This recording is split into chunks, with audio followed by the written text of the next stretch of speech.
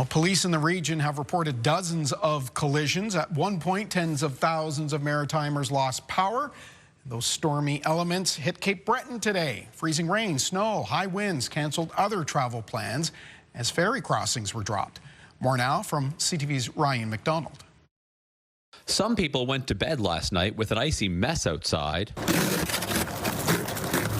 Others woke up to it after a storm system that brought freezing rain, snow, or rain, depending on where in the Maritimes you live. Unfortunately, what we've seen this month is just storm system after storm system after storm system. In Cape Breton, the story today was high winds after rain overnight and early this morning. In what has been an all too familiar theme this December, ferry crossings between North Sydney and Newfoundland were cancelled again today. Tonight's sailings are called off too. And in the long-range forecast, we're seeing another system moving in later this week. By this afternoon, here in the Sydney area, the sun was shining again and the pavement was bare on the roads and highways around here. But between 7 a.m. yesterday and 10 a.m. today, RCMP in Nova Scotia say they responded to dozens of accidents all across the province. Due to the freezing rain and the conditions, we were told, I think there were 93 different collisions across the province.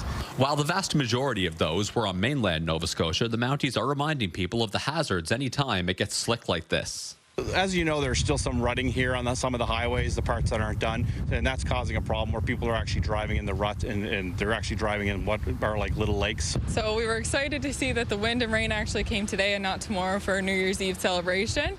Despite today's wind gusts, the setup, including the big Ferris wheel, went ahead today in downtown Sydney for the Cape Breton Regional Municipality's New Year's Eve party planned for tomorrow night. Overall, it's not too bad for our crews. They're used to setting up in some winds, but the winds have subsided, so it's not impeding in setting up the New Year's Eve celebration.